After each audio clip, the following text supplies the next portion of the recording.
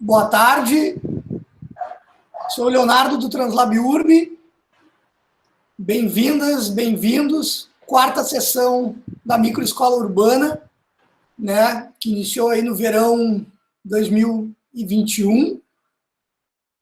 A gente, né, alguns informes, assim, as nossas sessões estão sendo gravadas, vão ficar à disposição ainda, né, nas próximas horas, né, no máximo um dia. A eficiência a gente vai colocar logo lá no nosso canal do Translab Urb, no YouTube, junto com as outras sessões. Vale lembrar rapidinho que a Microescola Urbana, né, é um projeto que, né, vem junto assim no DNA do Translab Urb, ali na nossa atuação de pedagogia urbana. E já está conosco aí um bocado de anos, oficialmente com esse nome, com esse tipo de programa, que é teórico-prático, mas especialmente agora, em função da pandemia, a gente está só nesses encontros sem a parte prática, né, que inicialmente teria uma caminhada temática. Também essa edição, né, vale registrar, ela é uma contrapartida da Lei Aldir Blanc, né, de um auxílio emergencial para o setor cultural do Brasil. Então, através da Secretaria Municipal da Cultura de Porto Alegre, né, o coletivo Translab Urb acessou esse recurso, né, destinado a ajudar um pouco, né, no impacto terrível que está tendo em todos os setores, mas especificamente nesse grande entendimento de cultura. Entramos como um espaço, para quem não sabe, a gente tem uma sede física no Centro Histórico de Porto Alegre, que promove uma série de atividades, portas abertas e levando o urbanismo enquanto essa ciência, essa arte, enfim, como queiram, que deve cada vez mais se encontrar com a comunidade. Então, nesse sentido, a gente está com essa programação bem oficial, né, de 8 encontros. A gente está muito feliz, né, o 4º encontro. E, para não demorar muito, né, já vou, eu acho que, chamar os mediadores, né? A gente também está fazendo essa troca dentro da equipe aí do Translab Urb, todo mundo se conhecer um pouquinho e também, né, conduzir alguma mediação que se aproxima, gosta mais, enfim. E aí vocês têm a oportunidade também de conhecer, quem não conhecia ainda o nosso trabalho, também conhecer alguns dos rostinhos do pessoal da equipe. Então, para não demorar mais aí, hoje quem vai fazer a mediação desse encontro, que a gente vai falar de mobilidade urbana em escala humana, vai ser Mário e o Cereça, Jorge Cereça, e Mário Prati. Tudo com vocês aí, pessoal. Olá, pessoal. Muito boa tarde. Muito obrigado aí pela presença de todas.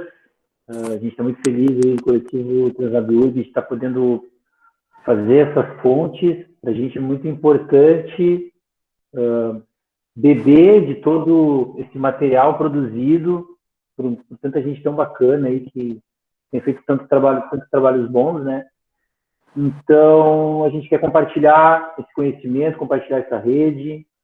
Então, esse projeto, então, ele é um evento do Translab Urb. O Translab Urb, que é um coletivo de inovação social, que nós estamos aqui em Porto Alegre, e a gente acredita muito na experimentação, a gente acredita muito na prototipagem, nas soluções colaborativas, na democracia. Laboratório Translab Urb, nós trabalhamos em cima de 3 eixos do Translab Urb. Seria o eixo da cocriação e participação, onde a gente busca uma maior participação das pessoas na nossa sociedade. Trabalhamos também com a ativação urbana, onde a gente promove eventos, promove encontros, promove a descoberta da cidade por parte das pessoas, a ativação de espaços públicos, e trabalhamos também com a parte da pedagogia urbana, que é onde essa microescola urbana entra, nesse trecho da pedagogia urbana. E pronto, a gente está muito feliz de receber todas. Eu vou passar para o Mário agora, o Mário vai explicar um bocadinho mais o que vai ser, o que a gente vai trabalhar hoje. Então tá, uma boa noite, ou bom dia ainda, boa tarde ainda para todas e todos aqui presentes. Uma alegria também receber todo mundo, as convidadas. Então, assim, como parte do eixo de pedagogia urbana, então a microescola urbana, ela é uma atividade que a gente vem fazendo há alguns anos já, para aproximar pessoas, né, que não são tão próximas da ciência e da arte, das artes da cidade. Normalmente é um espaço restrito somente em saberes técnicos, né? E a gente acredita também que os cidadãos e as cidadãs são especialistas sobre as cidades, então é importante também a gente aproximar esses assuntos das outras pessoas, né? A microescola urbana, ela é um espaço de troca, mais para provocar curiosidade, conectar as pessoas, compartilhar em rede. E a ideia da microescola urbana esse ano foi criar um guarda-chuva sobre as camadas da cidade, né? Que a ideia, então, é identificar os diversos temas que relacionam, que complementam também o tema tão complexo que são as nossas cidades, e que muitas vezes acabam passando desapercebidas, assim, né, pela maioria, senão dentro dessa nossa bolha aqui, que a gente está falando entre técnicos e pessoal da arquitetura também. Celicinha, vou fazer então só um comunicado que a gente tem hoje também, depois eu vou apresentar as convidadas, mas ali a gente vai falar, então, o Brau já comentou ali que nós vamos tentar fazer essa aproximação também das línguas, a ideia é a gente poder falar um pouquinho mais espaçado, tanto a gente em português, a Ana também, para que todo mundo entenda, para a gente dar um jeito de unir essas línguas. E qualquer dúvida de vocês, pode usar ali o chat também, que aí a equipe também que está ali por trás dá uma ajudinha em relação a isso. Então, o tema de hoje, que é a mobilidade urbana em escala humana. A gente queria só também comentar a respeito dessa amplitude toda que é a mobilidade urbana. No caso, hoje, a gente vai tratar sobre a mobilidade ativa. Então, a gente tem convidadas que trabalham principalmente sobre esse olhar, né, da cidade, mas não também sobrepondo a mobilidade também a respeito do transporte público, que não são menos importantes, mas hoje nós vamos tratar sobre isso, sobre a mobilidade urbana na escala humana. Então, por isso, hoje, as convidadas Letícia Sabino e a Luíse, também, representando o Sampapé, Ana Velasquez, do Entre 4 e 20, do Chile, Valdívia, a Renata Moraes, do Apezito, e a Tássia Furtado, também aqui de Porto Alegre, representando o Bike Anjo Poa. Isso? Dá licencinha. Pode seguir.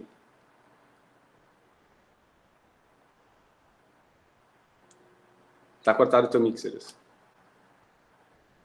Então, pessoal, beleza, agora sim.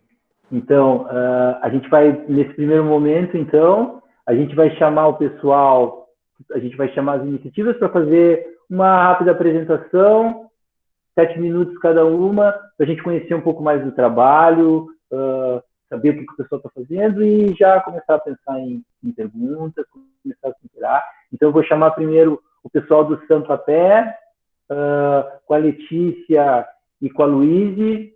Por favor, fiquem à vontade. Boa noite, todas e todos. Boa noite. Bom rever e ver algumas pessoas aí pela primeira vez, mesmo que seja virtual. Para fazer essa apresentação inicial, a gente vai transmitir, tudo bem? Aí a Luísa vai compartilhar aí a tela, eu vou falar. Eu juro que eu vou tentar falar devagar e ainda em 7 minutos. Então, fica o desafio da velocidade do caminhar aí. Já está chegando, né?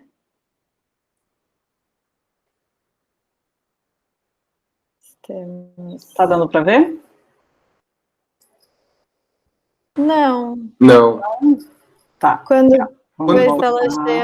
compartilhar, coloca... Ah, tá. Agora vi. Acho que eu tenho que botar todas as janelas, todas as telas, na verdade, para poder apresentar. Isso. Ok. Bom, mas já vou adiantando. Bom, nós somos uma organização fundada em 2012, então esse ano a gente vai fazer aí 9 anos de atuação.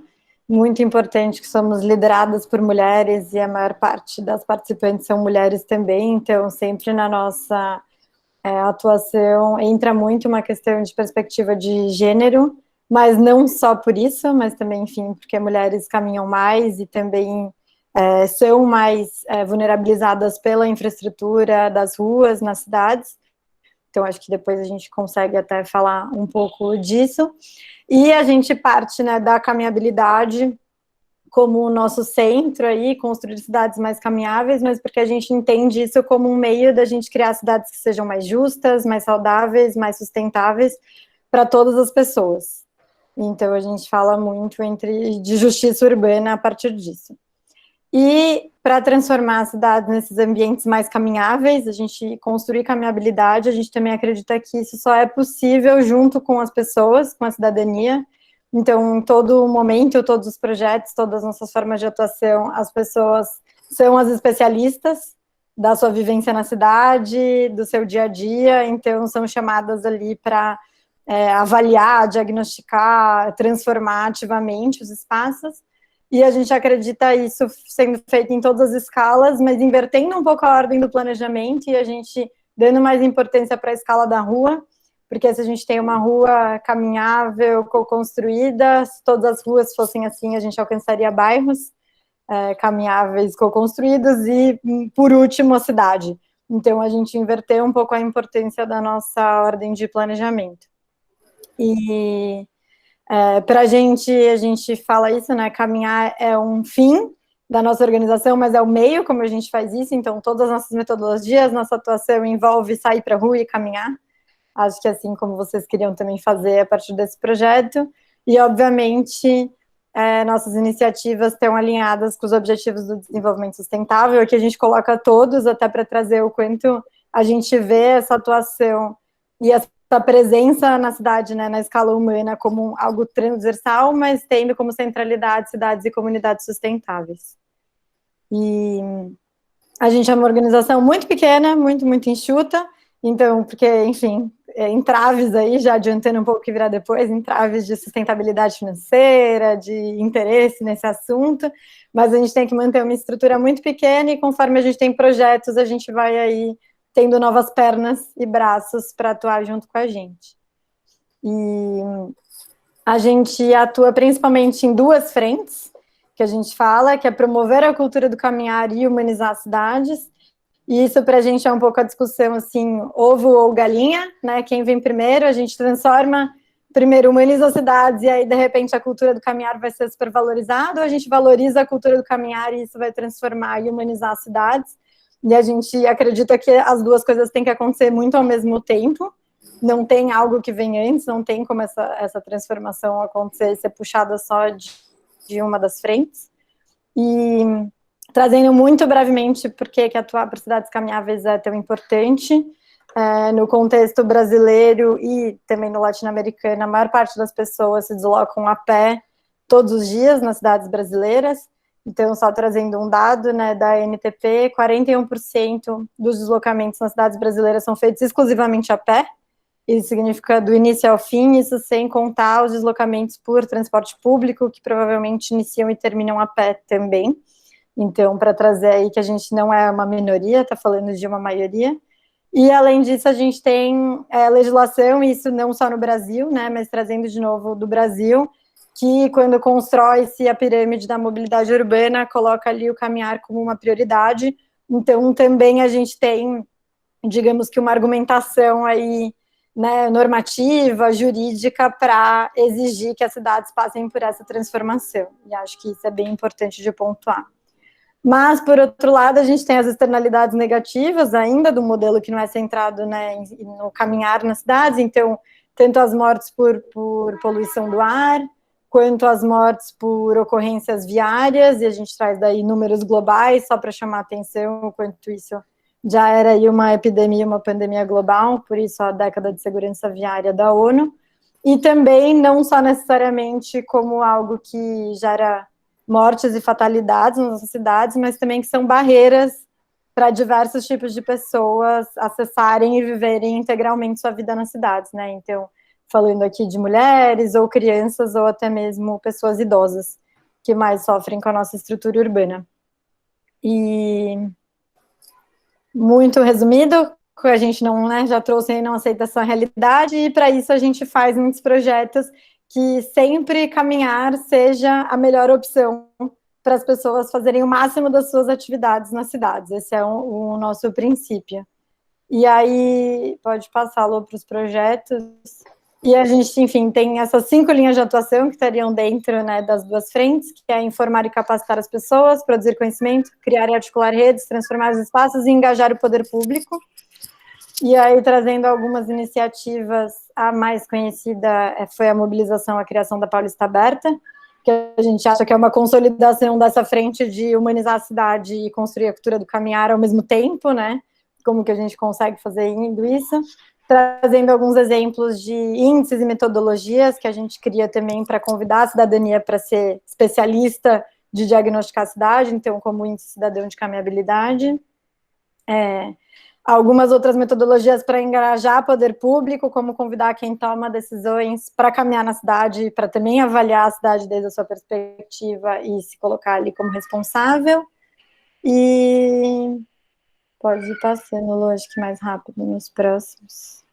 E aí também, enfim, nossas metodologias que atuam com gênero e caminhabilidade, alguns projetos de mapeamento e legibilidade, que é sinalização para quem está se deslocando a pé, a questão de urbanismo tático, formações também, e eu acho que já... E por fim, enfim, também essa coisa mais técnica, né, de pesquisas e consultorias, assim como a Semana do Caminhar, que imagino que algumas pessoas estão aqui já participaram, que é quando a gente tenta reunir outras organizações também e criar um ambiente aqui parecido com esse para a gente trocar. Então é isso, o resumo do que a gente faz para instigar aí.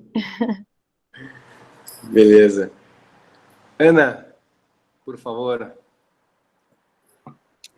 Bueno, buenas tardes. Voy a hablar lento y espero me entiendan. Y si no, me escriben ahí en el chat y Mario puede traducir todo lo que yo esté diciendo y ustedes quieran saber.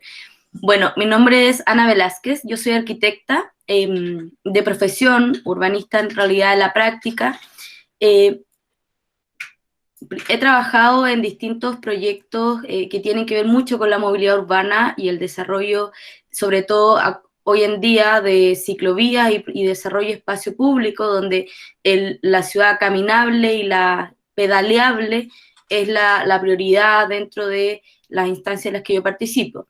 Trabajo en una oficina haciendo esto que se llama Urbanismo y Territorio, que desarrollando proyectos principalmente en la zona sur y Patagonia Austral de Chile, y en la zona norte con proyectos de espacio público, y me invitaron por una iniciativa que se llama Entre 4 y 20 kilómetros por hora, que es una actividad, un encuentro urbano ciudadano, donde se convoca a partir de un cierre de calle la educación y el diálogo a partir de la convivencia vial, la ley de convivencia vial, la inclusión y la seguridad en la calle. Entonces, bueno, para hablar un poco sobre lo que es la movilidad urbana y la escala humana, quería compartir con ustedes una pequeña presentación que tiene harto escrito, así que espero pueda ayudar también a lo que voy diciendo. ¿Me ayudas, Mario, si se ve, por favor?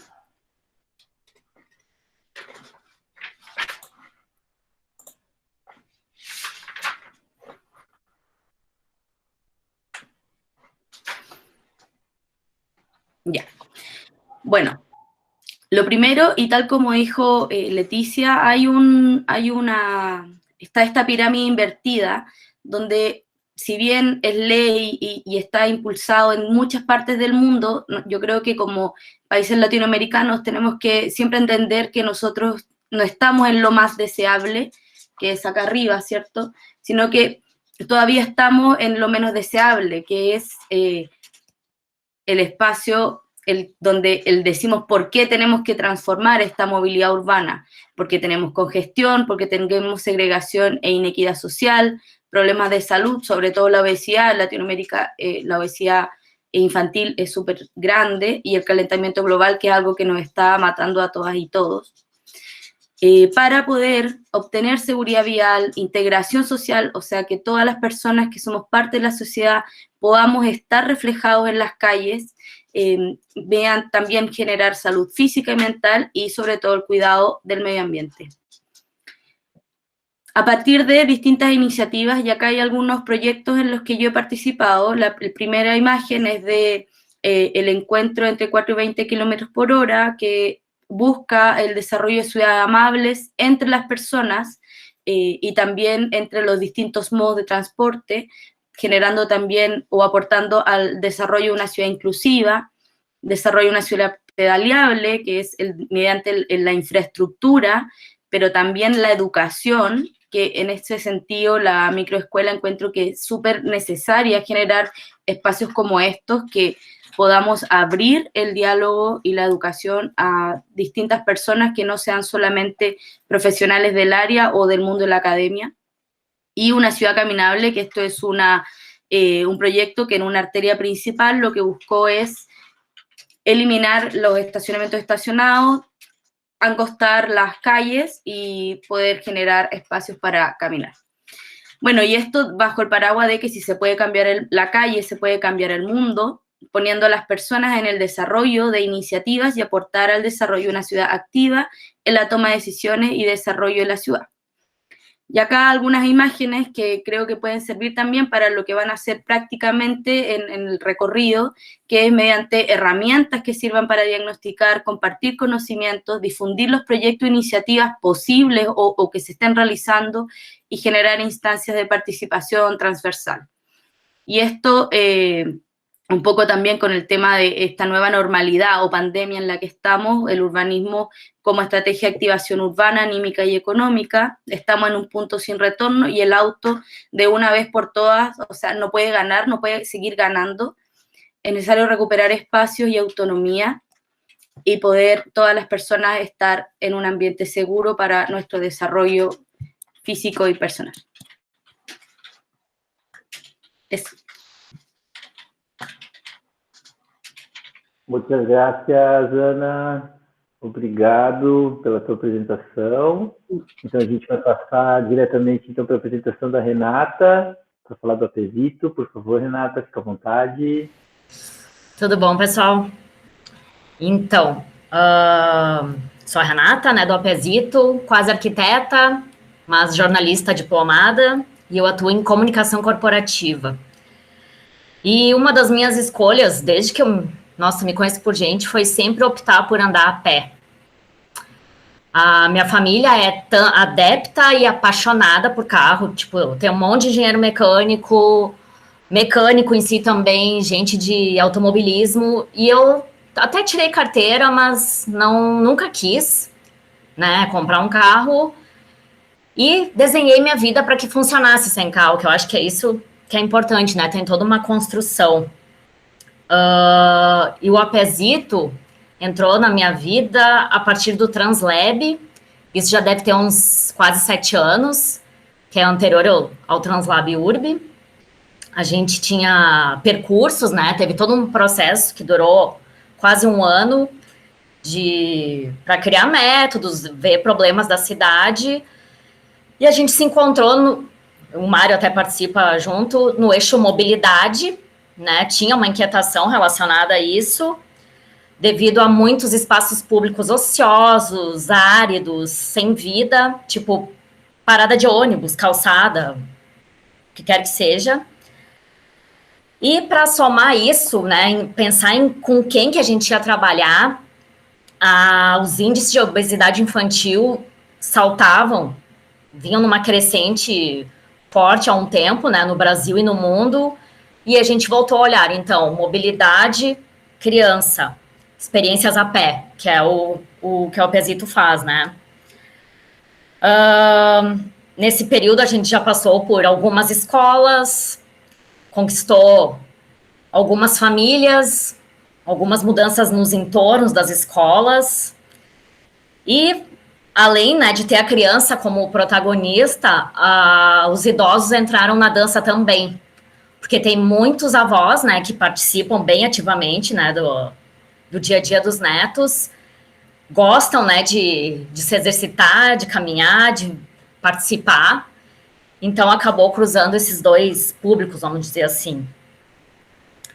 E é legal focar o olhar neles também, né, porque a polaridade é voltada sempre pro adulto, pro carro, e né, é legal inverter o protagonismo, né, pensar nas crianças, pensar nos idosos, mais ou menos por aí, eu acho. Acho que falei tudo, foi rápida.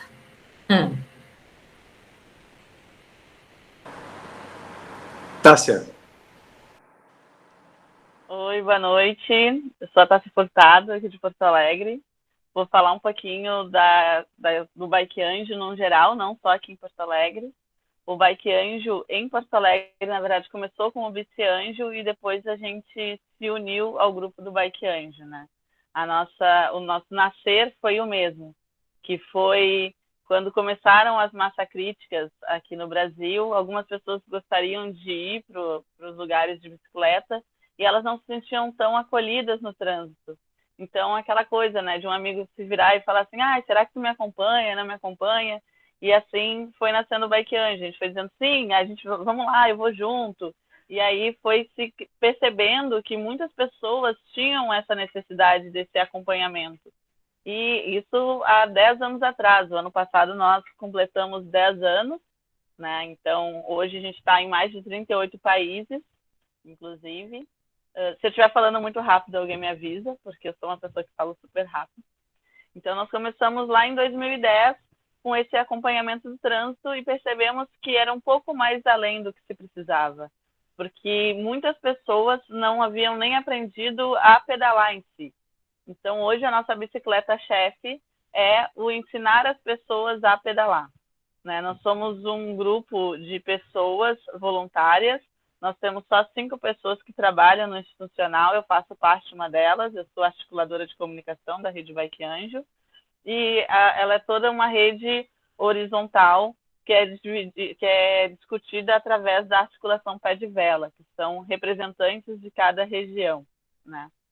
O que a gente espera, né? O Bike Anjo, ele se enxerga hoje como pessoas que acreditam que a bicicleta é uma das ferramentas para transformar tanto as pessoas quanto as cidades.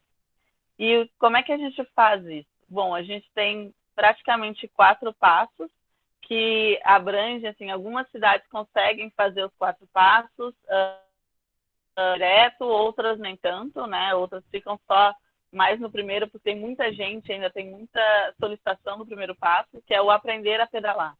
Então, a gente tem essa demanda pedalância, e aí elas começam a aprender a pedalar, depois a gente faz o acompanhamento no trânsito, que seria esse segundo passo. O terceiro passo é criar essa autonomia, que é ensinar essa mecânica básica, essa mecânica emergencial, para te poder utilizar a bicicleta. E o último passo é se tornar um Bike Anjo, né? Então, a gente sonha em um dia não ter mais que ensinar pessoas a pedalar e que todo mundo possa pedalar pela cidade tranquilamente, mas a gente sabe que o nosso caminho é bem longo.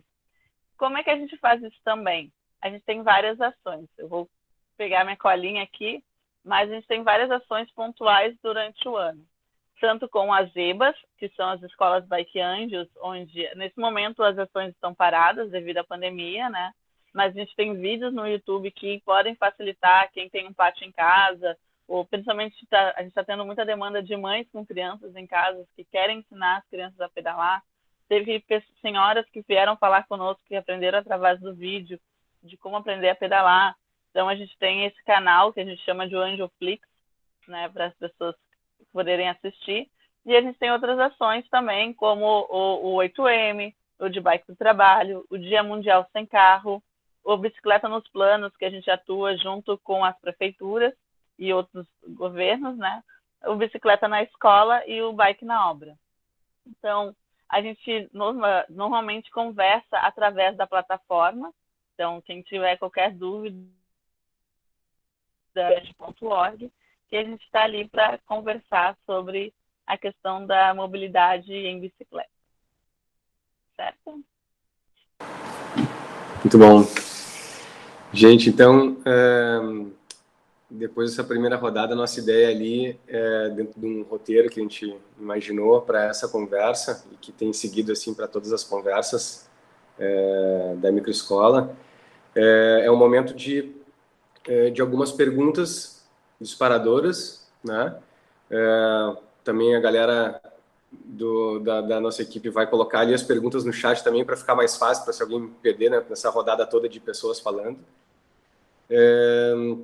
Mais um pouco sobre isso que vocês falaram, né, que é apresentando o trabalho de vocês. A gente pensou em vocês também colocarem um pouco assim para a gente a respeito do início das iniciativas, né? Todas as iniciativas já têm um bom tempo, né? E o que lá atrás vocês imaginavam alcançar, né? Quando iniciaram essas iniciativas, um pouco assim sobre, sei lá, pode ser questões filosóficas, pragmáticas, qual era o impacto que vocês também imaginavam, né? Onde é que vocês queriam preencher esse espaço ali que não tinha, e acho que é um pouco sobre isso que a gente queria escutar de vocês. Eu acho que a gente pode, só para a gente de repente evitar um pouco de fazer um intervalo entre cada fala, a gente pode seguir essa mesma lógica, a Letícia, a Ana, depois a Rê e a Tássia, e a gente vai só dando uns toquezinhos aí do tempo para a gente não se... A ideia é mais ou menos ser um pouquinho mais rápido agora, em torno de 3 a 4 minutos. Aí as perguntas estão ali, e aí a Letícia e a Luísa, fiquem à vontade.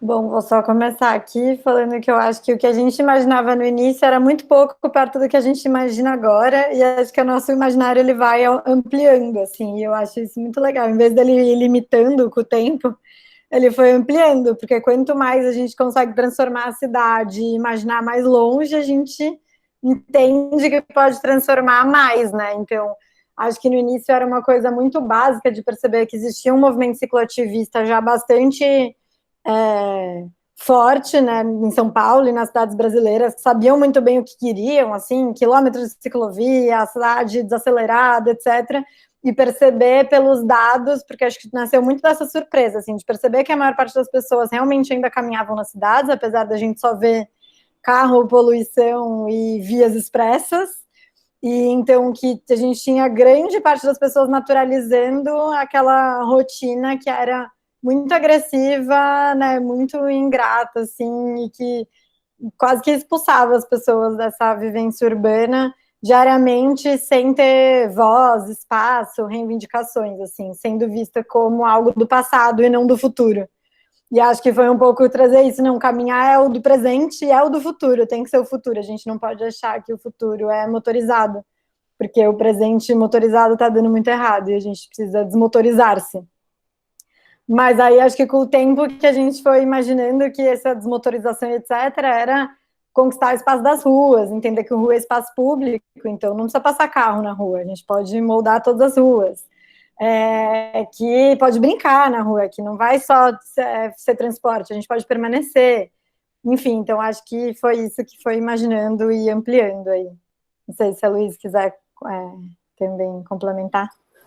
Eu queria complementar muito rapidinho, porque assim, eu comecei a colaborar com o Sans Papel há um ano, então eu não tenho essa vivência dos quase 9 anos que a Letícia tem também como fundadora, mas o que eu percebo, assim, que eu acho que é interessante também é que mesmo imaginando aonde a gente iria chegar quando a gente se encontrou pela primeira vez ano passado, nós tínhamos planos do que a gente ia fazer nesse ano passado, e com toda essa mudança, essa circunstância mundial, então tudo se atualizou, né, e a gente foi aprendendo ao longo do caminho também outras coisas que a gente poderia fazer, outras formas de atuar, né, e de fazer essa incidência em prol da caminhada, e até enxergar algumas questões que esse momento trouxeram para a gente colocar em discussão a pauta da caminhada, fazer ela chegar a outras pessoas que ainda não tinham chegado, enfim.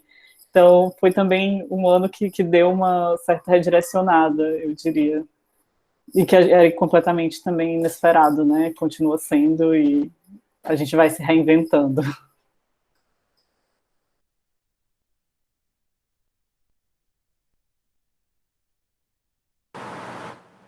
Ana.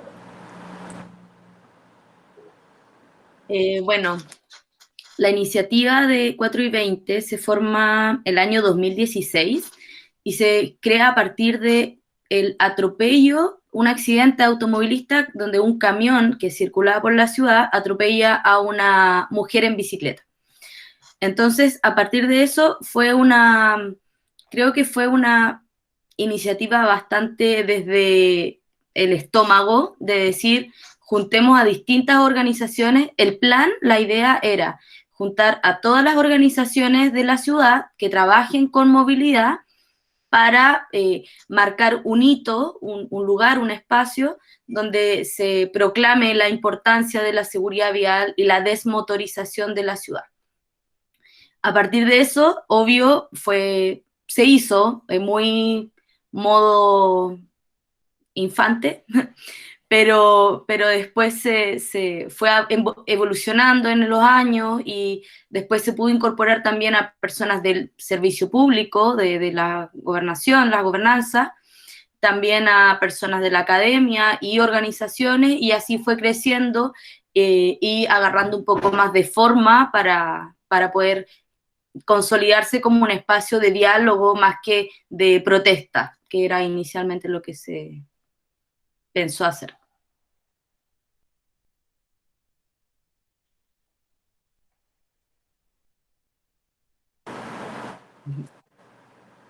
Renata. Então, muito do que a gente imaginava teve coisas tangíveis e alcançadas, e outras, né, com alguma resistência, que é super normal, né? O caminho é longo, né? Tu desconstruir um padrão, né, de comportamento que vem de bastante tempo, né? Carrocentrista. Se a família já tem essa cultura, a criança entra no balaio, né? Vai para a escola de carro, se não vai de carro, vai de van, vai por aplicativo. Nas atividades paralelas, mesma coisa. E a gente tinha uma inquietação, né, que era, a gente não quer tomar o espaço entre pais e filhos, que às vezes é pouco, né, e rico, mas isso, aliar, na verdade, né, que a família sempre participe, né. A nossa atividade era, inicialmente, percursos, casa, escola, casa, com pontos de apoio, para poder contemplar quem mora muito longe e que possa ser largada, né, num ponto de apoio para ser incorporada na caminhada. Aí, a partir disso, né, o que a gente sonhava, imaginava, né? Micro-revoluções nesse raio das escolas, a partir de pequenas, né, iniciativas de apropriação do espaço público, que a família, né, também tivesse adesão, a criança não estaria sozinha, até porque se mexe com questão de segurança pública, que na época que a gente estava lançando, estava gritante em Porto Alegre, estava bem complicado. E, na verdade, acho que foi, assim, entre imaginar e o que o que aconteceu foi um paralelo, assim. E as escolas, né? A gente via como um aliado chegar nas escolas, que são ambiente até um pouco fechados, mas existe uma camada permeável que tu consegue, né, fazer valer a ideia. Mas é um trabalho de formiguinha. Acho que por aí. Bom, sobre a rede Bike Anjo, né? Eu não posso falar sobre a rede num todo, de o que se imaginou naquele momento de criação, porque a única coisa que eu posso dizer é que com certeza a gente gostaria era de pedalar tranquilamente no trânsito, né? Poder ir para a massa crítica. E eu acho que a maioria das pessoas que hoje integram a rede, elas querem compartilhar o sentimento de que se tem ao pedalar, né? O pedalar na cidade, o ir e vir tranquilamente. Então, a realização de um sonho, que é isso que muitas vezes a gente escuta quando a gente ensina pessoas a pedalar. Então, acho que no início, o que se buscava não era se estar em 38 países, ter mais de 8 mil voluntários, não é esses números que a gente buscava. A gente acho que até hoje busca aquele sorriso de concretização de um sonho que às vezes é o aprender realmente a usar a bicicleta, e isso significa tu criar uma autonomia, é tu vencer um desafio, é tu entender que tu é capaz, né? Porque tem muita gente que chega lá completamente desacreditada de que isso poderia ser possível, ou poderia ser possível se deslocar dentro do trânsito, entender que a palavra transitar, na verdade, é algo muito bom, né? Porque quando a gente pensa no transitar, a gente logo fica naquele, vamos enfrentar um trânsito. E para mim, em particular, assim, quando eu comecei o projeto, eu brinco que eu comecei a falar sobre bicicleta lá no primeiro Fórum Mundial da Bicicleta, aqui em Porto Alegre, né? E que até hoje eu falo sobre bicicleta e que cada vez mais parece que tem mais coisas a se falar sobre bicicleta. Então, não sei em que momento vai se parar e se vai se parar de falar sobre, mas acredito que o sonho ainda é o mesmo, assim, da gente poder compartilhar essa alegria em transitar pela cidade. Bacana, Tassi. Obrigado. A gente vai passar para a segunda pergunta agora, então, né? A Tassi trouxe essa coisa de partilhar alegria e tal, e quando a gente começa a trabalhar, a gente começa a encontrar alguns obstáculos, algumas coisas que muitas vezes a gente não esperava. Então, o que a gente quer saber agora, então, a próxima pergunta, seria quais os entraves que vocês encontraram, ou que vocês encontram, né, para implementar as ações, assim, o que vocês podem trazer assim, de mais marcante. Pode seguir na mesma ordem, começando pela Letícia e pela Luiz, por favor. Tá, acho que o primeiro entrave é não ser considerado nem mesmo uma forma de deslocamento nas cidades, assim, então não ser considerado em que secretaria está, quem cuida disso, qual o investimento, qual política pública existe para isso. Acho que isso foi ali bem no início, a gente começou em 2012, teve um marco aqui no Brasil, que foi a jornada de junho de 2013. Então, foi pós-2013, caminhar entrou ali na mobilidade urbana, mas antes disso, e ainda está entrando, né? Digamos que a gente está ainda nesse processo, mas esse primeiríssimo entrave era: não sabemos nem com quem vocês falam disso na gestão pública, ou tipo, o que vocês estão querendo? Não estou nem entendendo, assim. Então, acho que esse é o primeiríssimo entrave.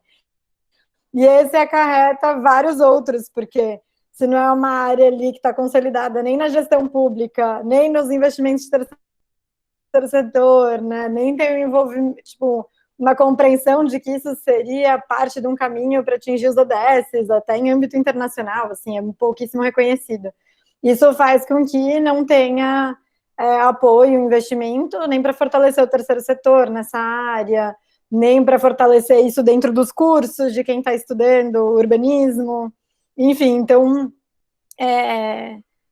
né, infelizmente, aí é um ciclo vicioso ainda, e que a gente tenta reverter, mas que esse entrave inicial de nem entender do que a gente está falando e o quanto isso é importante para a cidade, ou que área isso está alocada, não ser reconhecido por diversas frentes e como poder assumir isso e ir angariando, né, que sejam pessoas, políticas, recursos, entre outras coisas.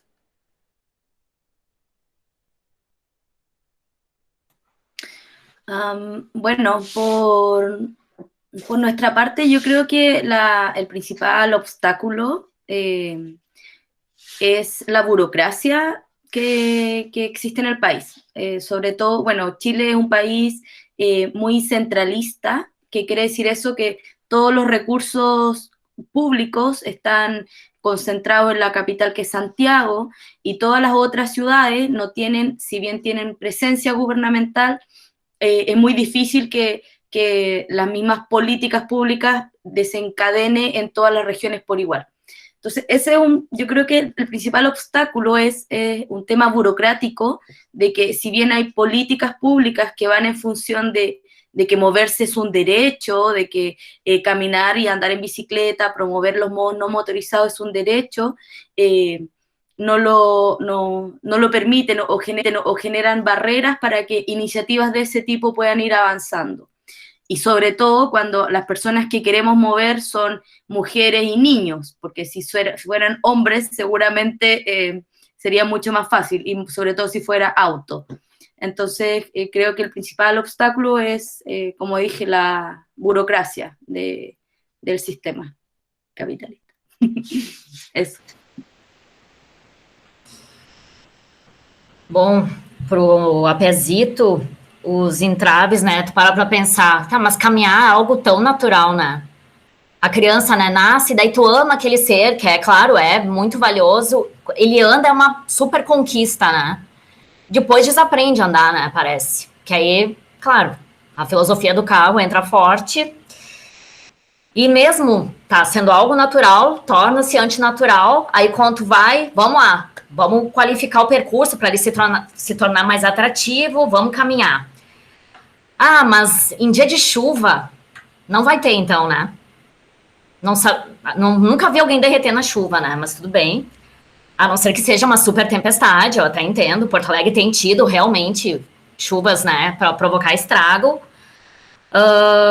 Mochila. Ah, mas então, como tem trajeto de subidas muito íngremes, o guia que vai carregar as mochilas num carrinho. Mas que tal eu levar uma mochila um pouco mais leve, né? Eu me preparar, eu organizar minha vida para aquilo, né? Para ser uma experiência realmente interessante, de conhecer a vizinhança, de sugerir mudanças, de ressaltar o que é bom e sugerir o que pode ser melhorado. Acho que mais ou menos os entraves iniciais, né? Barrando mais na direção pedagógica das escolas e nos alguns aspectos dos pais, mais uma vez, a segurança, né? Que esse aí tem fundamento, óbvio, é forte, mas se a gente está em grupo, a gente tem mais força, né? Acho que é indiscutível isso. Mas sempre foram esses pontos, né? O clima e a segurança, os principais entraves. Acho que por aí. Então, eu acho que nossos entraves estão dentro do momento que a gente está vendo. Assim. O primeiro é aquela ideia de que todas as pessoas já sabem pedalar, né? Então, existe muito a vergonha do... Eu sempre brinco nas aulas que é tipo, eu não sei andar de skate, eu não sei saltar de paraquedas, eu não sei escalar, e isso não é vergonha. Só que eu não saber andar de bicicleta é um problema, né? Então, essa primeira vergonha, a gente quebrar essa primeira vergonha que tem, assim. Depois, a cultura do medo, né? Porque andar de bicicleta é perigoso, aí se eu caio, aí se o pneu fura, aí então essas outras, eu vou chegar muito suave. Então, toda essa cultura que vem antes do que eu realmente testar e realmente ver, né, como é que acontece, também é um entrave. Um dos grandes entraves que a gente tem na bicicleta é que quando foi feito o CTB, o último, né, a gente foi no último minuto 45, existe esse vídeo, inclusive, que alguns cicloativistas entregando a alteração do código, porque a gente muitas vezes colocou o vírgula e bicicleta. né? Então, a gente não tem dentro do código algo que realmente nos represente enquanto bicicleta, né? Então, a gente fica também, enquanto veículo, a gente não é entendido enquanto um veículo. Então, a gente é uma vírgula e bicicleta, né? E as políticas públicas, com certeza, no comprometimento de fazer uma cidade onde as pessoas possam ir com vias mais tranquilas, e isso a gente vai discutir entre todos os pés enquanto de bicicleta, que as vias mais tranquilas seria bem melhor, e o comprometimento em realizar essas vias de uma maneira que elas sejam habitáveis, né? Porque não adianta a gente ter uma calçada que é toda esburacada, uma ciclovia que é feita na boca do lobo, então esses comprometimentos, né?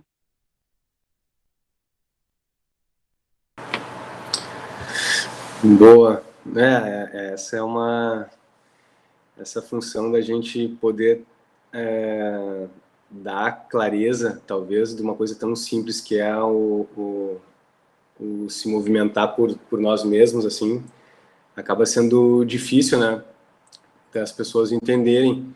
E eu acho que um pouco da iniciativa, de todas as iniciativas, começa a bater sempre nessa primeira questão de tu quebrar um pouco isso, né? Como é que tu desconstrói toda essa cultura que já vem de também isso, né? Não saber, a pessoa não saber andar de bicicleta, tem um medo também de função de andar na rua, da violência, tem também todas as questões de recortes, né, que a gente sabe que existem da cidade, para quem é de fato a cidade, quem pode usar a cidade, né, com segurança também. E um pouco a gente queria entrar numa pergunta a respeito de também, a Letícia falou lá no início, né, sempre aquela questão do ovo e a galinha, né, tem sempre um debatezinho a respeito disso.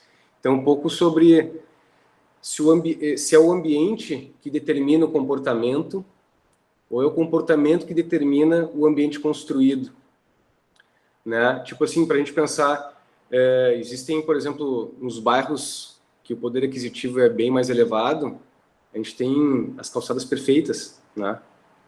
Tem sombra, arborizado, mas praticamente as pessoas dali daquela localidade não circulam a pé, né? Saem do seu portão automático e dali na sua espaçonave vão para outra galáxia.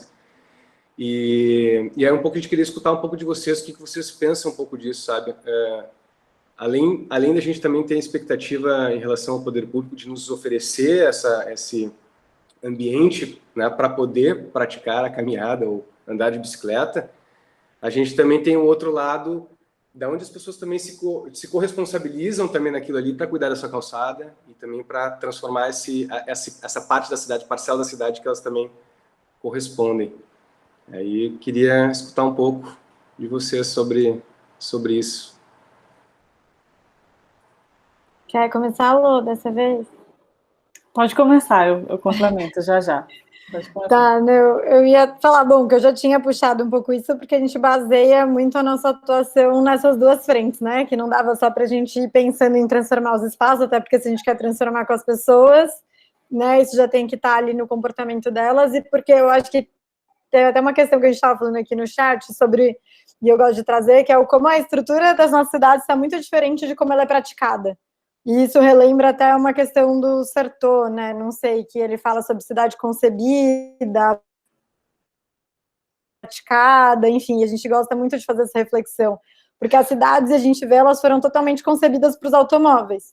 Mas isso é totalmente diferente da prática de cidade. Então, a gente já tem uma distância, né, muito grande. E aí, principalmente quando a gente fala de caminhar, a gente não pode só pensar, vamos mudar o ambiente e vai estar todo mundo caminhando, sendo que, na verdade, já está todo mundo caminhando e isso não mudou o ambiente até agora. Então, acho que é mais um diagnóstico do cenário que a gente já tem, né? Não foi o comportamento até agora que já fez mudar as cidades, nem, né, mudar as cidades moldou todo o comportamento, porque não foi todo mundo que pôde, nem tem espaço para todo mundo migrar para o motorizado e a gente, né, explodir aí nossas cidades de poluição, gás carbônico, enfim, infelizmente. Mas aí a gente fica sempre nesse conflito, assim, de que o espaço, ele não condiz a como as pessoas praticam a cidade, e como as pessoas praticam a cidade não necessariamente está moldando as cidades. Então, como a gente consegue efetivamente ir unindo essas coisas. E acho que é o grande desafio, como qualquer pessoa que atua como cidades. Mas a primeira coisa é sempre isso, observar como a cidade já está sendo praticada e o quanto a estrutura já não condiz com como ela está sendo praticada, né? Antes mesmo de, tipo, propor novas formas de praticar necessariamente essa cidade. E acho que a Paulista Aberta ela é um pouco isso, ela era uma resposta de uma demanda reprimida. Já tinham músicos de rua tocando... Ai, eu quase que me machuquei. Já tinham músicos de rua tocando ali, já tinha as pessoas super apropriando do espaço quando tinha manifestação política, já todas as festas da cidade aconteciam naquela rua, naquela avenida, no meio da rua. Então, assim, a cidade estava gritando que precisava abrir aquele espaço para as pessoas. Né? Já estava sendo praticada de outra forma, e aí você vai lá e mesmo que seja temporariamente, você começa a ir moldando a estrutura. Então, vai lá, eu acho, só para complementar, assim, eu acho que é muito entender isso, que as pessoas e o seu comportamento informam a cidade, e a cidade informa as pessoas e o comportamento das pessoas, e que isso me lembra muito o que Paulo Freire dizia da questão de que como as cidades, elas são educandas e educadoras, né, então existe essa troca, ela é constante. Eu acho que nós aqui que trabalhamos com pedagogias urbanas que são ativas, né, e são informais, a gente entende muito isso, do quanto que a experiência e o viver, né, e o aprender através da experiência, e o aprender na cidade, com as outras pessoas, é o que traz uma produção do espaço que é diferente e vice-versa, porque é estando ali, fazendo ali, né, que você entende para onde ir, o que você precisa, enfim, a experiência, ela diz muito, e a experiência é feita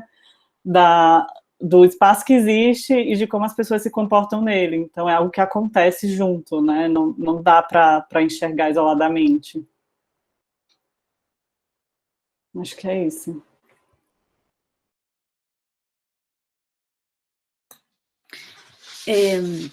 Sí, estaba pensando un poco cómo abordar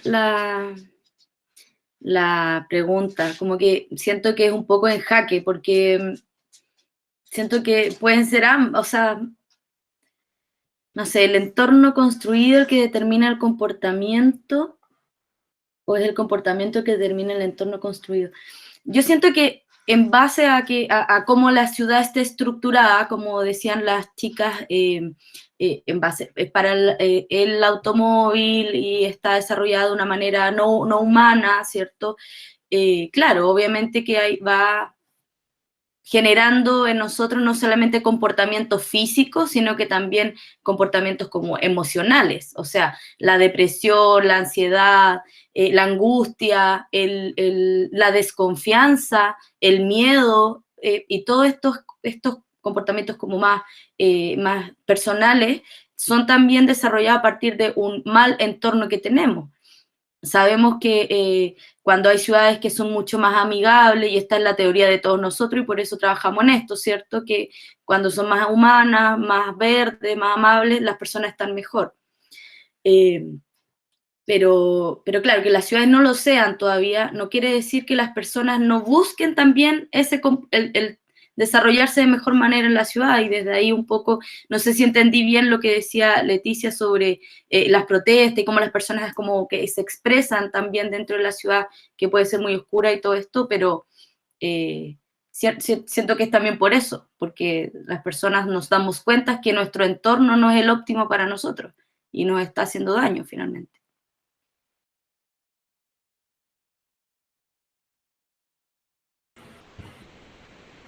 Acho que é uma questão de resposta dupla, múltipla, né? Não tem uma saída só. E vocês citaram, né, alguns pensadores, eu lembrei do Aldo Rossi, né, que é arquiteto também. A frase é um pouco pesada para o momento da pandemia que a gente está vivendo, mas só para reflexão, né? Que é: os lugares ficam, as pessoas vão. Como é que tu vai construir memória, né, se tu não tem um espaço convidativo, humano, vivo, né? Então é complexo esse processo aí. Acho que cocriação é uma grande saída, mas é um processo, né? Ele é longo, de ressignificação full time. As pessoas estão acostumadas a receber o pacotinho já fechado, pronto, e não, né? Tu vai me ajudar a construir. Como é que a gente vai fazer essa massa, né? Não é só jogar essa farinha que vai dar certo. Não, né?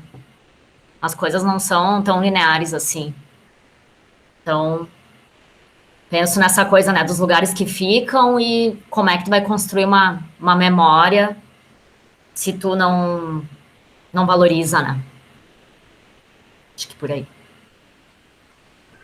Bom, quando eu comecei a pedalar aqui em Porto Alegre, não tinha infraestrutura, né? Tinha uma pseudo faixa verde, tinham feito, já nem existia mais faixa verde. E logo que começou toda essa questão de ter infraestrutura para a bicicleta, quem usava já a bicicleta como meio de transporte não queria andar na ciclovia. O que eu ia fazer na ciclovia? Por que eu me colocar num campo, né? E até a gente entender que, na verdade, a ciclovia eram para pessoas que não se sentiam confortáveis no trânsito, não se sentiam seguras no trânsito. Então, hoje eu estou sempre pedindo mais ciclovias, e por isso que até nas pesquisas hoje a gente vê que cidades que possuem as pessoas pedem por mais infraestruturas cicloviárias, né? Então, é aquela coisa assim, já existiam ciclistas? Já existiam ciclistas. Já tivemos mais ciclistas depois que tiveram as ciclovias? Sim, tivemos. Então, a gente vai seguir nesse círculo que a gente está. Mas o que eu chamaria a atenção é para um terceiro elemento, que são, por exemplo, duas coisas que eu nunca pensei que seriam os maiores incentivadores do uso da bicicleta, que foi a greve dos caminhoneiros há uns anos atrás, né? Quando teve essa greve, as bicicletas deram um primeiro boom, e agora com a pandemia. Eu nunca achei que, se me perguntassem há 10 anos atrás que mais ia incentivar as pessoas a usarem bicicleta, eu nunca ia dizer, não, vai acabar o mercado da bicicleta, a gente não vai ter bicicleta para vender, porque foi o que aconteceu esse ano no Brasil, em 2020 no Brasil, a gente não tinha bicicletas à venda, porque a pandemia fez as pessoas utilizarem a bicicleta, entenderem a bicicleta como um meio de transporte, como um veículo saudável, como um objeto de lazer, como um objeto de esporte. Então, essa multiplicidade da bicicleta toda veio num terceiro elemento, eu diria assim, né? Um elemento surpresa, que nem sempre é bom, né? Mas tá aí. Posso fazer uma réplica só do geral, assim? Porque só para gerar até uma conversa. Porque isso me faz muito pensar o quanto, tipo, o caminhar também, ele é muito isso, né? Ele é estimulado, digamos, pelos incentivos totalmente equivocados, assim. Que é por isso que a gente fala muito que as pessoas não caminham por opção, mas por falta de opção, e seja por falta de transporte que conecte o lugar que elas têm que ir, por falta de renda para conseguir usar qualquer outro veículo e tem que fazer isso caminhando. Então, quando a gente fala até assim, as mulheres caminham mais que os homens, isso não é, nossa, que ótimo, elas são mais sustentáveis e que cidade incrível, ponto para as mulheres, porque, né, isso acontece porque não tem transporte que conecta todos os deslocamentos que elas têm que fazer. Se tem algum veículo na casa, quem usa é o homem, enfim, vários outros fatores custo que, na verdade, também, são negativos, né? Que é que nem trazer o custo, enfim, que é a mesma coisa que trazer a pandemia, gerar isso, né? Então, a gente pode usar, digamos que esses momentos ruins como um gancho para a gente fazer a reflexão, mas para dar essa mudada, para a gente ter os incentivos certos e não para as pessoas saírem do espaço público da cidade na primeira oportunidade. E aí, acho que aí sim a estrutura tem que mudar para acolher, né? Nessa discussão de vem, não vem, se a estrutura agora não entrar com tudo e acolher toda essa galera que comprou bicicleta, a hora que as pessoas voltarem a ter renda ou, enfim, tiverem outros estímulos, a primeira coisa também talvez vai ser sair de novo da bicicleta, porque vão morrer de medo, porque nada vai ter mudado na estrutura. Então, é só trazendo um pouco isso. E da Renata, que eu gostei muito que ela falou que as pessoas vão, os espaços ficam, isso para mim lembra um pouco o quanto é um processo contínuo transformar a cidade, né? Não é tipo, agora humanizou, pronto, essa cidade está humanizada, check. porque essas pessoas, né, vão mudar, as necessidades vão mudar, os desejos vão mudar, enfim, né, a gente vai elaborando também o que é possível, os sonhos vão ampliando, então é uma transformação constante, nunca vai chegar no modelo ideal. E a gente precisa ter plena ciência disso, não vai chegar mesmo, a gente tem que continuar discutindo cidade e transformando cidade. Obrigado, participação de todas. Que coisa interessante que vocês trouxeram agora aqui, né? Algumas coisas interessantes, sobretudo lembrando que a Tássia explicou agora, então que no momento da pandemia, então tivemos um boom pela compra de bicicletas, de que as pessoas elas não caminham, não é por opção, mas é por exatamente por falta de opção, né? Porque não tem a disponibilidade. E a Tássia também, então, que durante a pandemia, agora aqui, que houve essa disparada de venda de bicicletas e tal. Então, a gente está observando, a gente observa as coisas mudando, como trouxeram agora também, é tudo muito vivo, né? Não é, essa cidade está humanizada, a partir de agora não precisa fazer mais nada. Então, pegando esse olhar de vocês, esse olhar de especialistas, então, a nova pergunta provocadora, então, quais exemplos poderiam compartilhar de ações de diferentes escalas que já foram implementadas ou que poderiam ser incentivadas enquanto aliadas do enfrentamento da pandemia? Ou seja, o que vocês viram, o que vocês pensam, o que vocês sonham para ter mais engajamento, para fazer essa mudança de olhar aí que vocês têm trazido tanto aí para nós?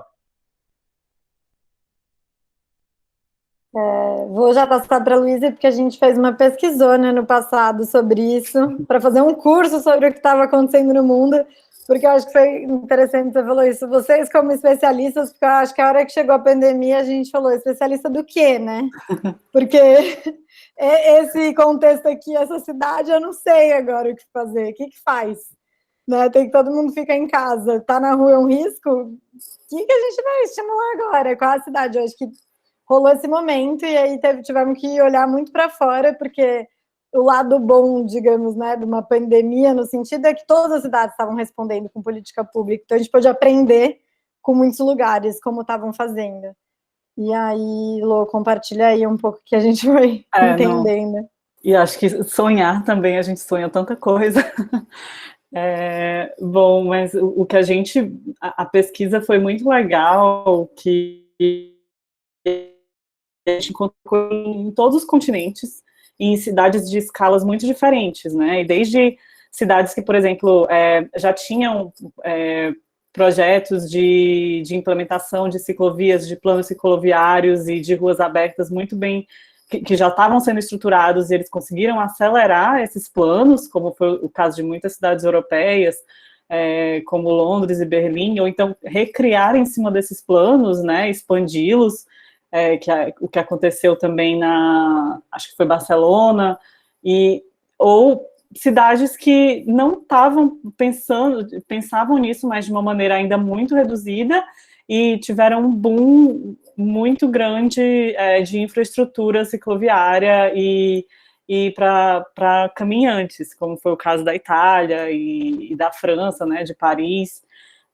Mas aí a gente também olhou, o interessante disso é que a gente vê, assim, como esses modelos, assim, existe um pensamento global de como fazer a coisa, mas para cada local, né, ele vai se adaptando ao contexto, e a gente viu aqui na América Latina, na América do Sul, principalmente, Bogotá, que já tem um sistema de ciclovias muito bem estruturado, mas reforçou em cima disso e principalmente reduziu a velocidade dos carros, e para uma cidade que tem muitas vias expressas, então, para incentivar ainda mais o uso das bicicletas, né, eles reduziram a velocidade das vias expressas, então, uma política também que vai de encontro ao uso do carro, para incentivar os modos ativos, mesmo já tendo uma infraestrutura, de certa forma, consolidada. Buenos Aires, que construiu um programa de ruas abertas e pensando muito nas cidades compactas, e de como os bairros podem ser mais, né, autossuficientes para possibilitar que as pessoas consigam acessar esses serviços básicos a pé, essa ideia da cidade a 15 minutos. E tem algo que eu acho que, para mim, pessoalmente, é uma das coisas mais interessantes, que é o que a gente viu tanto na cidade de Auckland, nos Estados Unidos, quanto na Nova Zelândia, que foram processos que o governo, no caso da Nova Zelândia, o governo federal, né, em Auckland, municipal, junto da comunidade, eles articularam plataformas online para que as pessoas pedissem e propusessem ruas abertas, ruas de lazer perto das suas casas, expansões de calçadas. Então, tornar esse processo mais simplificado e tornar também as pessoas, de certa forma, os mobilizadores dessas modificações perto dos locais que elas moram, né? E que foi muito isso, como as pessoas passaram a se reconectar muito com os seus bairros, que antes elas não tinham essa conexão, passavam um dia fora, enfim, houve essa percepção diferente do local que a pessoa realmente mora e do que ela tem perto da sua casa. E aí depois entra até numa reflexão com a pesquisa que a gente fez em São Paulo, se a Alicia quiser falar um pouquinho, acho que talvez eu já falei demais também, não quero ocupar o tempo todo. Eu ia falar só mais um pouco porque tem que passar para todo mundo, mas eu acho que teve uma coisa muito interessante que foi tipo a consolidação do urbanismo tático, porque na velocidade que tinha que fazer as mudanças ou era urbanismo tático ou era, então ninguém mais pode criticar, né, de que isso é experimental, ou é feio, ou enfim, porque vai ter que ser E de que é transitório. forma. De alguma maneira ele pode perdurar. E inclusive validação do urbanismo tático em escalas federais, assim, vocês falaram sobre escalas, a gente achou isso muito interessante, que foi Nova Zelândia e Reino Unido criaram fundos nacionais de estímulo e financiamento ao urbanismo tático. Quando que imaginou-se que isso ia acontecer numa escala federal, assim? E acho que isso é muito conectar a escala nacional com a escala local, porque o urbanismo tático é uma rua, né, uma esquina, pegando recurso federal para poder fazer isso com a justificativa de melhor estrutura por causa do contexto da pandemia, assim. Então, foi uma conexão que a gente jamais poderia imaginar e que iam levar anos para poder criar, né? Recurso, pessoas e uso da rua, assim, tão rápido. Lembrando também que Berlim, né, tá com uma legislação focada no pedestre, né? Acho que pioneiro nesse sentido, né? Só lembrei. Acho que agora a gente vai ver esses desdobramentos um pouco mais consolidados, né? Tipo, ainda temos esses próximos anos para a gente continuar estudando, entendendo o que vai acontecer e falar agora do urbanismo tático e dessas experiências. Vamos criar, então, um plano mais estruturado, uma legislação, ampliar, né, tudo isso para a cidade. Acho que Berlim está aí na frente.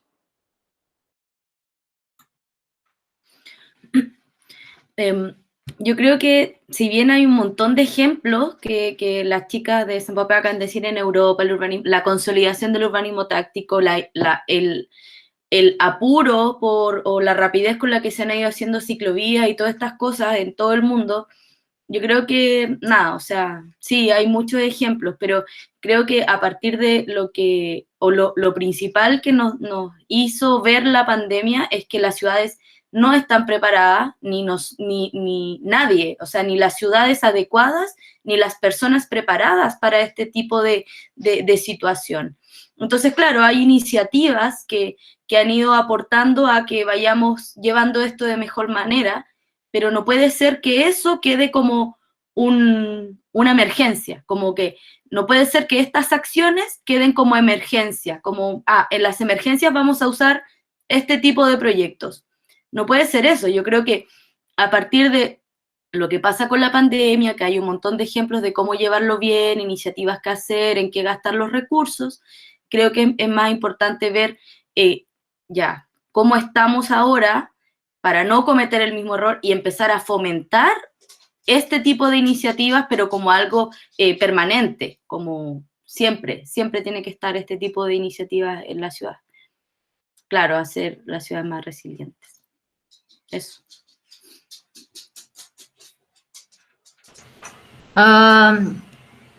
Fugindo um pouco da escala macro, né? Vou pensar no núcleo familiar mesmo. Ninguém tem aula, né? Ainda mais se for de escola pública. tá complicado, haja criatividade, criança em casa.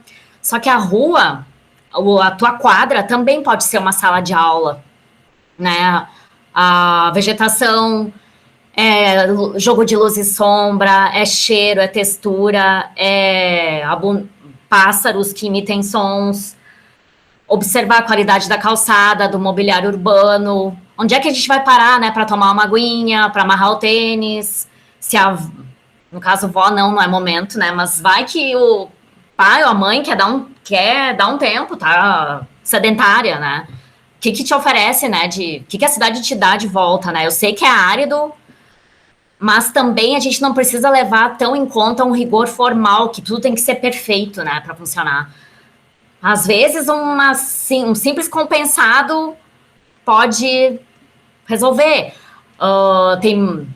Onde eu moro, né, eu moro no Petrópolis, há anos já, tem um arboricídio forte e árvores que foram caindo porque são velhas, né.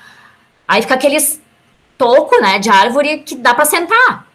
Não precisa, né, ter um rigor formal. Acho que, sei lá, trabalhar um pouco essa percepção e essa consciência urbana, acho que ela pode expandir, né?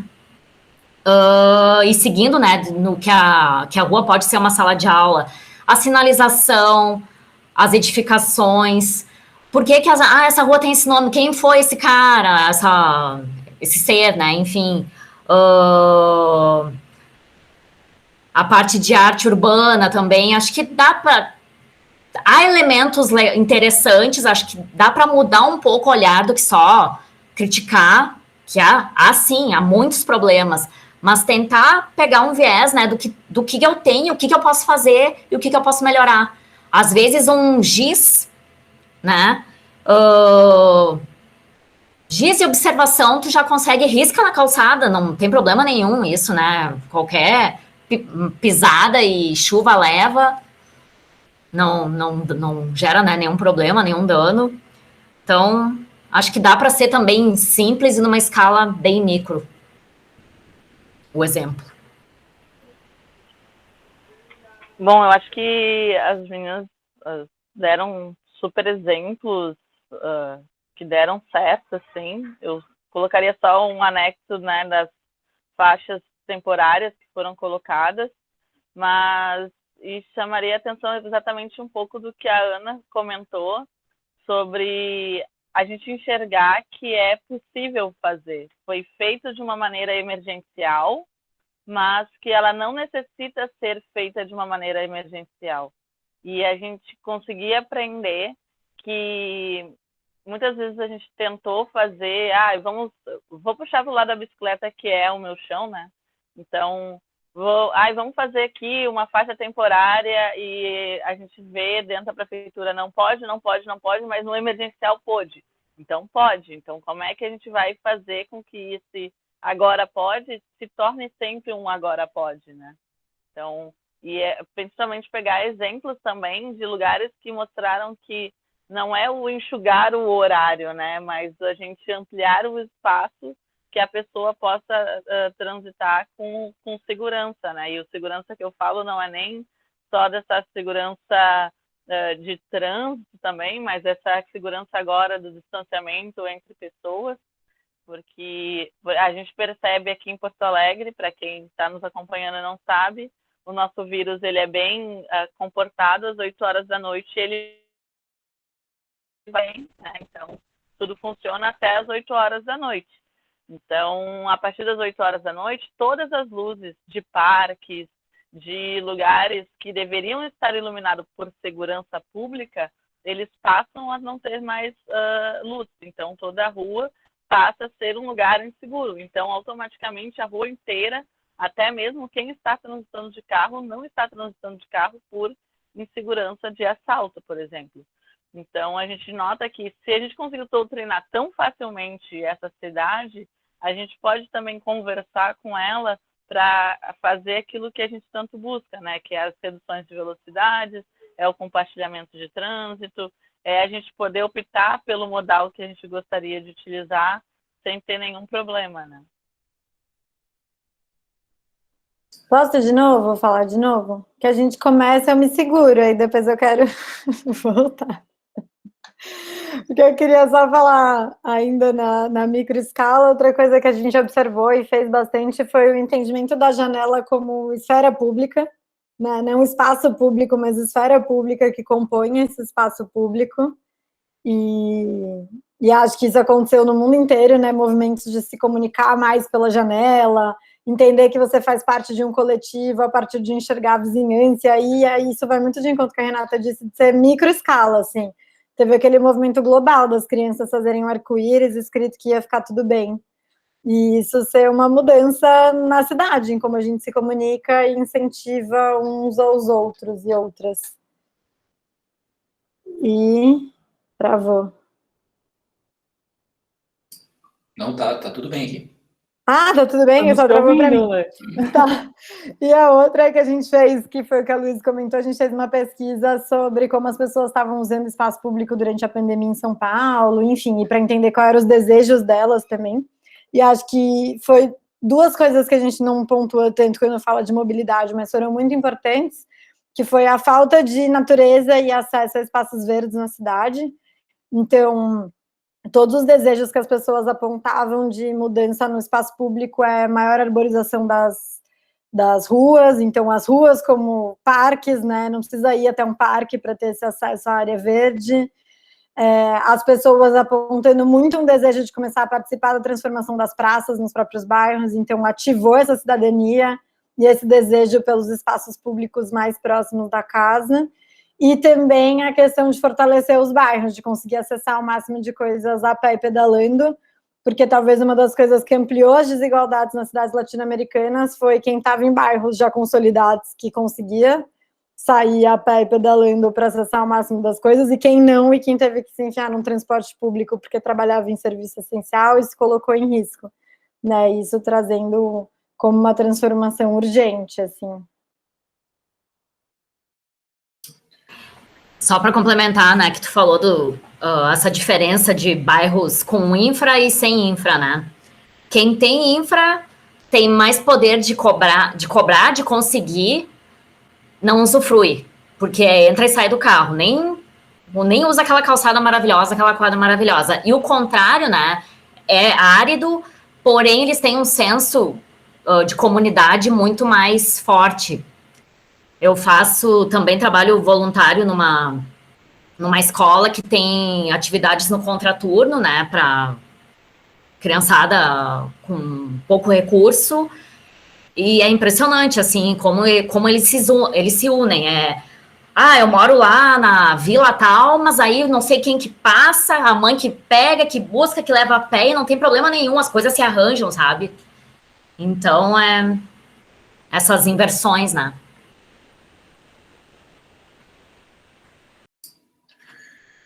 Bom, gente, chegamos ao fim aqui dessa nossa etapa das perguntas provocativas, né, que a gente organizou, e a gente estava com um espaço, então, para o pessoal mandar perguntas aqui no chat, e lembrando que quem quiser ainda fazer perguntas, podem fazer as perguntas, porque depois a gente vai encaminhar para o pessoal as perguntas que a gente não conseguir responder online aqui hoje. Então, por enquanto a gente tem uma pergunta do Marcelo, que eu vou fazer aqui, eu acho que é para todas as convidadas. Então, a pergunta do Marcelo é a seguinte: tendo em vista que temos, pelo menos na teoria, lei, uma política nacional de mobilidade, qual o principal desafio para se desenvolver na prática?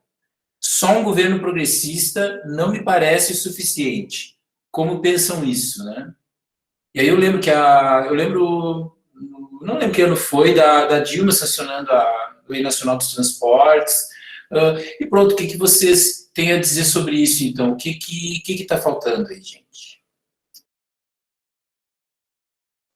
Alguém começa aí para não começar todas, vai.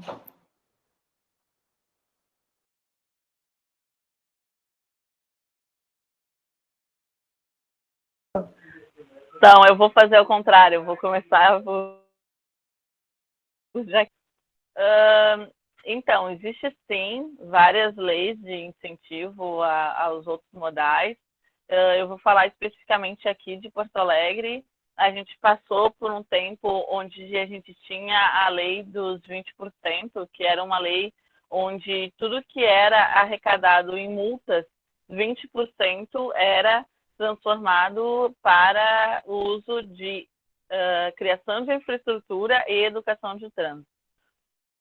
E ela foi mudada, ela é equivalente, então todo esse valor ele pode ser dado através de contrapartida. Então se espera, a lei existe, mas se espera que se construa algo grande para que se possa fazer uma ciclovia. Então existem as leis, mas elas são muito truncadas, né? Elas não são de fácil acesso e principalmente elas são não com custo real, mas elas são colocadas com custo bem mais elevados do que deveriam ser, assim. Então, isso é uma das coisas que acontece. Outra coisa é, principalmente na implementação de ciclovia, não se pergunta para a população se a gente pode abrir aqui uma rua ou se essa rua deve subir ou deve descer ou quantas faixas devem ter. Mas se vai se construir uma ciclovia, se faz toda uma pesquisa de bairro, se faz toda uma conversa com a vizinhança, Então, existe um processo bem diferenciado, dependendo do modal do que a gente está falando, assim. E quando a gente fala da questão da cidade, alterar coisas em cidades fixas, às vezes, para o governo, é uma coisa que parece muito... não só para o governo, né, mas a gente leva um tempo para se adaptar a isso, né? Então, a gente tem que entender que existe essa pesquisa, mas que ela não precisa ser tão levada a cada pessoa diretamente, assim, que a gente vai pesquisar olhando assim. Eu, pelo menos, no atravessar, eu acredito que enquanto uma pessoa não consegue atravessar, o tempo ideal, né? Então, diferente de qual aquela pessoa. E a mesma coisa eu acredito nas ciclovias. Enquanto uma pessoa não se sente segura utilizando aquela ciclovia, não adianta um guarda de trânsito olhar para mim e falar assim, mas se ela não se sente segura, ela não devia andar de bicicleta. Então, a gente tem esse entendimento, assim, existem as leis, mas acessar elas, às vezes, não é tão fácil.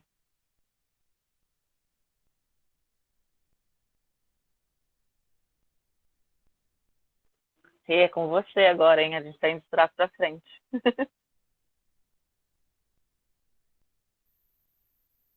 Repete a pergunta, por favor. Dado que, tendo em vista que temos, pelo menos em teoria, uma política nacional de mobilidade, qual o principal desafio para se desenvolver essa política na prática, né? Qual é o principal desafio? Vou acabar repetindo o que as gurias disseram. Isso que a Tássia falou, eu acho muito, muito pertinente. Existir, existe, mas interpretar e acessar e viabilizar, né? Não é tão fácil. E às vezes também é o mindset, né, que tem que mudar. Tem pessoas, enfim, a mentalidade mesmo é muito acomodada, de receber pronto, e a gente tem que fazer valer, né, a cidadania. Ainda mais se a gente consegue formar desde pequeno, né, no caso com a Pezito, melhor ainda. Ter essa pegada desde o início e ter condições, né, para que possa se expressar. É sonho, é ideal, mas acho que é possível também. Isso aí.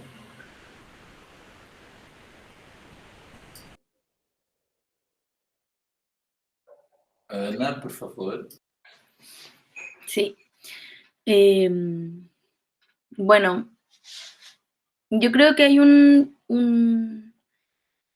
no sé, el ejemplo que puedo dar es acá en Chile, a partir del 2013, 2014, 15, empezaron a generarse varias políticas públicas, incentivos en términos normativos para la cicloinclusión, la caminabilidad y este tipo de movilidad activa, ¿cierto?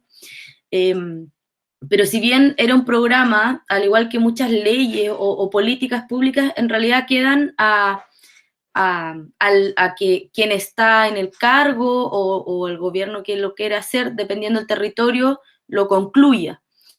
Entonces, en ese aspecto, es bien interesante que yo creo que eso es lo que hay que hacer. Más en esta, sé que aquí hay muchas organizaciones y son súper, en Brasil sé que tienen una red bastante, no sé, se ha ido formando bastante bien.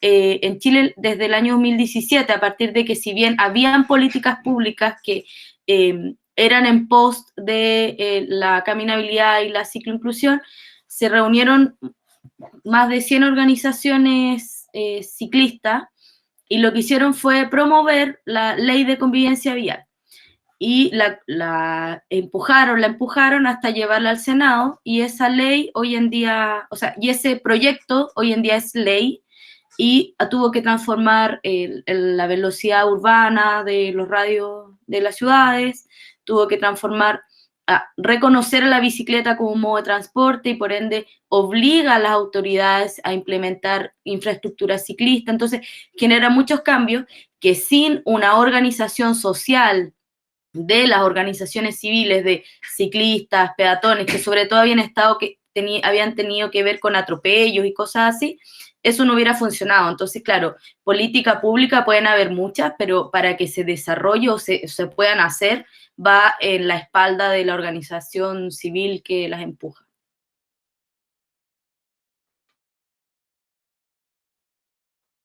Acho que eu vou complementar muito de encontro, assim, que a legislação, as normas, elas são muito necessárias porque elas são a base da pressão e da incidência. Mas se não tem a pressão e a incidência, não tem implementação nenhuma. E acho que, então, a pauta ela não pode ser ou progressista ou conservadora, ela tem que ser cidadã. E aí, inclusive, acho que a primeira coisa é tirar essa pauta das cidades melhores, porque se elas vão ser melhores para as pessoas, elas não podem ser uma pauta só progressista.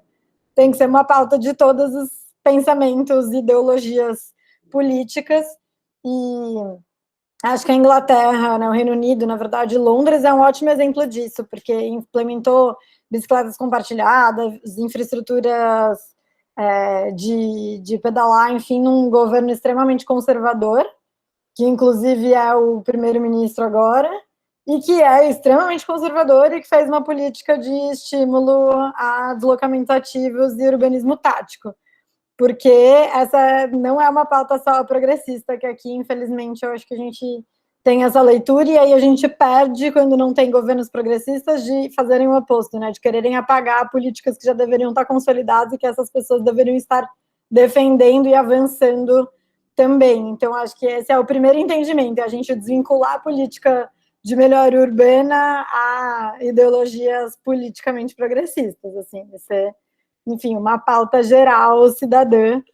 E eu acho que a política específica, a nossa política nacional de mobilidade urbana, ela foi muito só o primeiro passo, que é como se faz política pública no Brasil, né? Vai lá e aprova, mas depois todas as etapas de implementação ainda não estão bem definidas e muito bem consolidadas.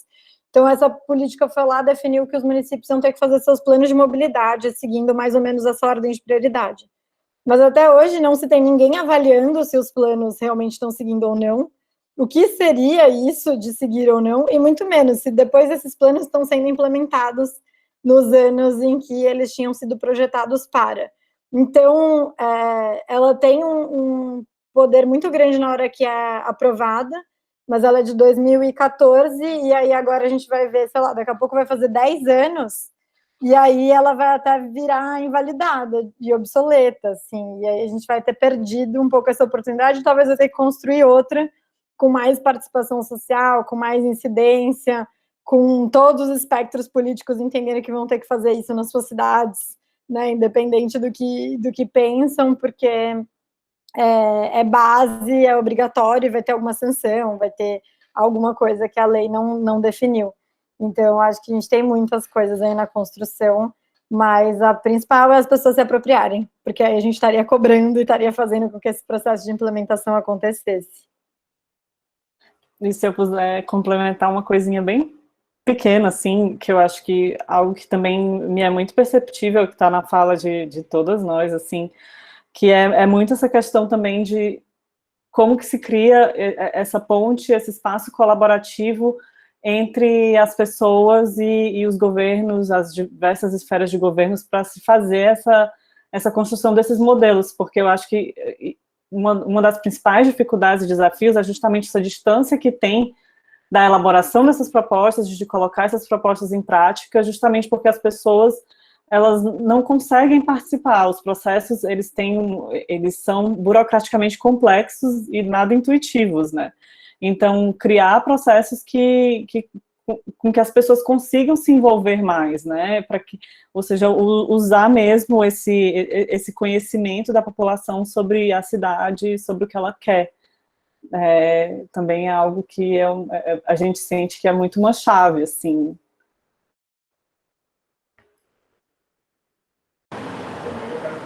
Tássia, levantou a mão? Então, eu ia falar, quando as duas, eu ia falar uma, mas aí a outra falou, vou juntar o que as duas falaram. Do Sampapé, falaram sobre a questão de esse reconhecimento de quem verifica o que está sendo feito, o que não está sendo feito, e solicita o que faz, né? A gente viu um maior número de pessoas se preocupando com o uso da bicicleta, em usar a cidade, mas quantas dessas pessoas estão também vindo junto para solicitar que a cidade continue assim, sabe? Então, da gente não, daqui para frente, continuar tendo esses espaços, tendo esse entendimento. Então, o número de ciclistas aumentou. Na hora que a gente fala assim, quero ciclovia, esse número também aumentou? As pessoas também estão vindo juntos, né? Então, isso é importante. E a outra questão é a gente entender o micro e o macro também, né? Da questão de, há anos atrás, e não vou dizer 60 anos, Brasília tem 60, né? Não estou errada. Quando foi construído Brasília, a gente tinha o carro quando, uau, nossa, vai vir e vai nos salvar. E aí a gente demorou 60 anos, 100 anos para entender que não é isso, que não é exatamente isso. Então a gente viu que a gente já tinha outras ferramentas, que é o próprio caminhar, né, que é muito melhor do que utilizar o carro em várias circunstâncias, né? Então, a gente entender que o problema não é o carro, é o modo com que ele está sendo utilizado. Então, todos esses entendimentos que a gente está tendo estão em construção. Então, a gente vai construir ciclovias e vias que têm que ser feitas e reconstruir e construindo.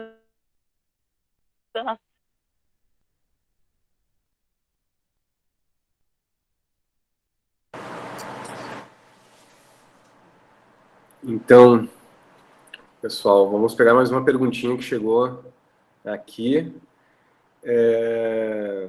que aí já vamos falar de um outro assunto bem importante. Uma pergunta do Russo, que é um poeta urbano lá do Recife. Como é o diálogo dessas ações que vocês praticam com as linguagens artísticas? Sobretudo, outras linguagens artísticas, se não arte urbana, intervenções em performance, teatro, etc. Como que vocês dialogam com isso? Quem quiser, fica à vontade para começar e depois a gente vai se organizando, que a roda já está dinâmica. Vou começar, então vou voltar aí, né? Não, falar que, primeiro, que essas transformações, elas não acontecem sem todas as outras expressões artísticas. E a Paulista Aberta é o maior exemplo disso, assim. Ela virou simplesmente um grande palco, a gente às vezes até chama assim de folha em branco, que pode ser desenhada de qualquer forma. E por quem já se entendia como artista, até por várias pessoas que nem se entendiam como, e vão lá fazer e se expressar artisticamente pela primeira vez, ou nem mesmo entendem que estão se expressando artisticamente, mas talvez para quem vê aquilo é uma arte, porque para mim simplesmente olhar para a rua apropriada pelas pessoas é artístico, as pessoas circulando a pé, para mim ali pronto, é uma performance que está acontecendo e está todo mundo ali participando, sabendo ou não. mas a Paulista especificamente, ela não existiria sem músicos de rua, sem os grupos que trazem atividade para criança, sem todas as outras expressões artísticas que tem muito de grafite, de pintura, de obra de arte que tem lá. Então, acontece assim naturalmente, porque isso é espaço público. E nos nossos outros projetos também, para a gente sempre estar muito integrado. Óbvio que depende do espaço. Então, por exemplo, quando a gente fez um projeto que foi de sinalização de um bairro na zona sul de São Paulo, que é o Jardim Nakamura, é um bairro que tinha arte urbana muito consolidada. E a arte urbana ela era considerada marcos, para você entender até onde você estava, esquinas e para onde virar, e etc. Então, a gente também teve que ali fazer uma parceria com os grafiteiros do bairro para criarem novos marcos com temática também que falasse sobre empoderamento de se deslocar ativamente no bairro. E aí foi, acho que, essa via de mão dupla, assim, de todo mundo aprendendo um com o outro, tipo, como isso era importante, ser representado na arte para gerar maior representatividade, estimular esse modo, e como sem essa arte não teria aquela leitura, aquela identificação do bairro para poder circular a pé. Então, isso muito. E ano passado a gente também fez um projeto que foi muito importante nesse sentido, que foi o urbanismo tático da Ladeira Porto Geral, que também é uma das principais ruas comerciais aqui de São Paulo, e por causa da pandemia a gente conseguiu fazer uma extensão de calçada. E a gente quis fugir também do urbanismo tático tradicional, de fazer, sei lá, só, né, um padrão e etc. E a gente chamou uma artista urbana para usar o asfalto como tela mesmo, assim, né, como muro. E foi muito legal até ver isso, o quanto ela ficou emocionada, porque ela falou, nunca pintei no asfalto, e eu nunca pintei algo tão grande. Tipo, eu nunca pintei nessa extensão toda, são 2 quadras de rua, uma faixa de 2 metros, eu vou fazer um super grafite aqui. E entendendo isso, e acho que rolou essa reflexão também, então também posso pintar no asfalto? Tipo, não é só muro, asfalto também é lugar que eu posso transformar, e pintando eu transformo o entendimento desse espaço, assim. Então, tá em todas as nossas atuações, né?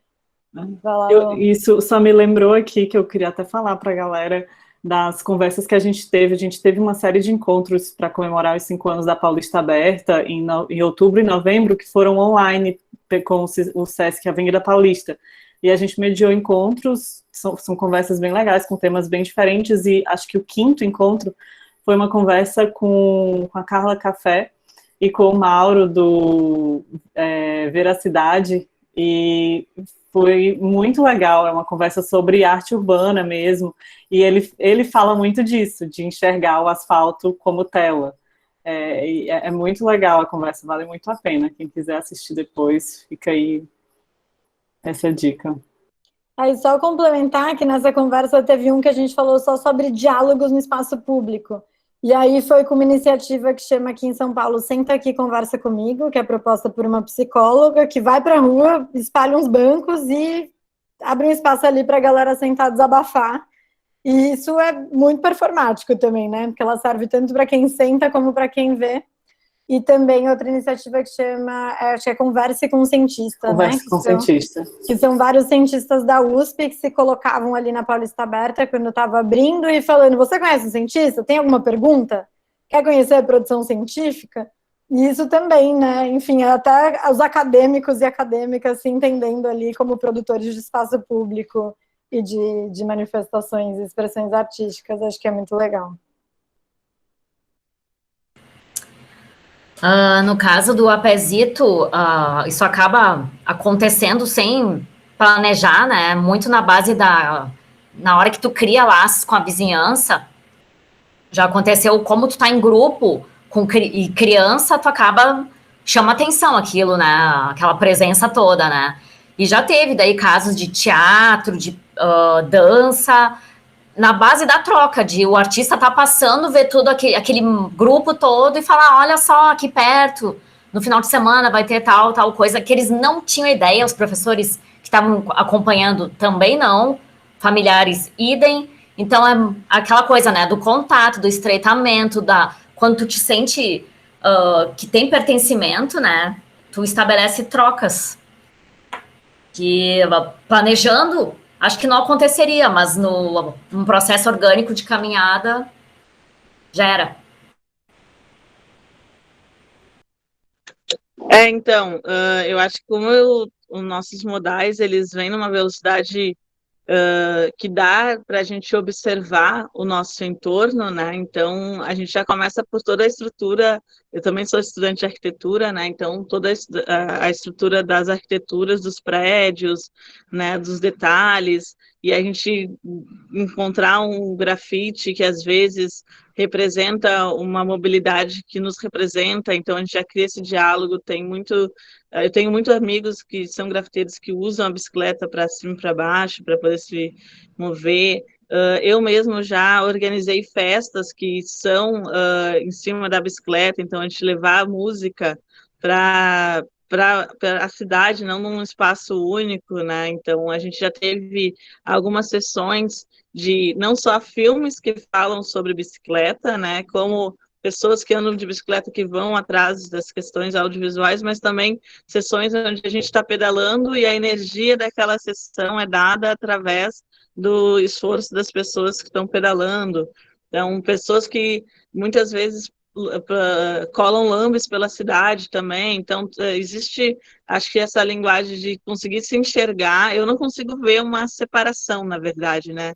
Porque eu sou uma que você chega na minha casa, você vê todos os tipos de possíveis de artes que são voltadas para a bicicleta, né? Então, tem isso, assim. E, ao mesmo tempo, quando eu estou pedalando, eu normalmente estou cantando e estou me expressando de alguma maneira com alguém que está passando, né? Então, acho que não tem como se desvincular isso, porque a gente torna o nosso corpo ativo, né? Que é o nosso grande diferencial. E transformar ele no ativo é a gente conseguir observar todo esse entorno que tem na gente e essa sensibilização de enxergar o próximo também. Então, para mim, vai muito mais nessa pegada.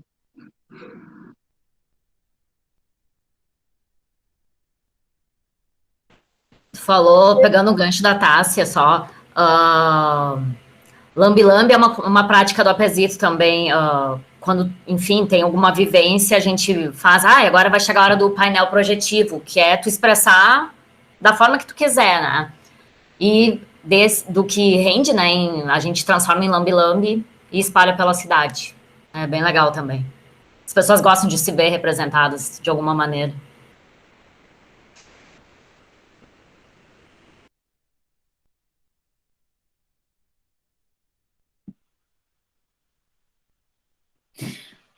Bueno, igual yo creo que esa relación o ese diálogo se da inminentemente porque la ciudad es por sí el escenario más grande para el desarrollo de las actividades humanas, culturales, sociales, cívicas y cualquier será otra.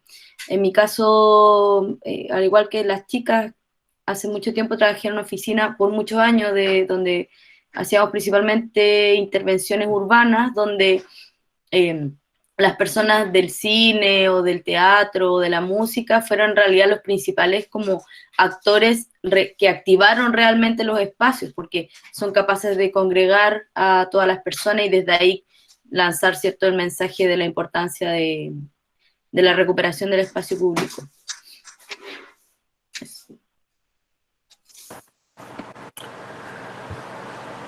Bueno, a gente queria fazer, então, chegar para os minutos finais, a gente já está chegando para encerramento. E a gente queria, então, aproveitar para esse momento de escutar também um pouco vocês, algumas considerações finais.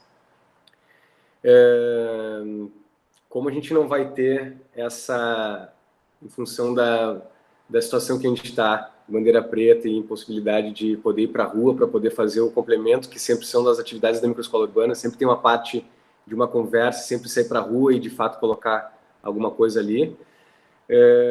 A gente queria ouvir de vocês, dentro desse guarda-chuva da microescola, a gente estava imaginando, quando a gente fez esse convite para vocês que fazem parte da nossa rede, esses diversos temas, para as pessoas, então, que não são técnicas e não são da nossa área, sempre a provocação desses olhares.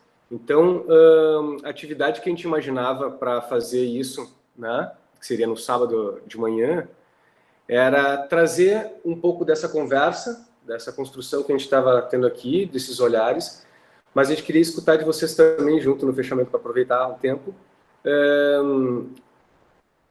Que olhares vocês acham importantes despertar numa atividade, numa caminhada? Vamos sair para uma caminhada. Quais são os olhares que a gente gostaria de despertar? Novos olhares nessa atividade. Quem quiser começar, fique à vontade, Letícia. Como tú dices, como las actividades que se pueden desarrollar en la actividad que van a desarrollar. Disculpa. Sim, buscar a mirada das pessoas para uma saída a caminhar com um exercício que nós hacemos acá. ¿Entendiste? Dale. Sí, sí. Sí, yo creo que sería interesante porque muchas veces cuando salimos a analizar y a estudiar y todo esto, vamos identificando cosas que hay, que creo que sería interesante al salir el poder identificar las personas que no están y por qué. Porque a partir de la pandemia, hemos conversado mucho que la ciudad está hecha para los hombres, en auto, y que la pandemia nos ha demostrado que todos estos otros grupos sociales se ven invisibilizando cada vez más. Que hay un aumento de la bicicleta y hartos temas que creo que sería interesante el ver quiénes como no están siendo protagonistas de la calle y por qué. Entonces, de ahí sería interesante ver esta imagen de esta nueva imagen ciudad y analizarla.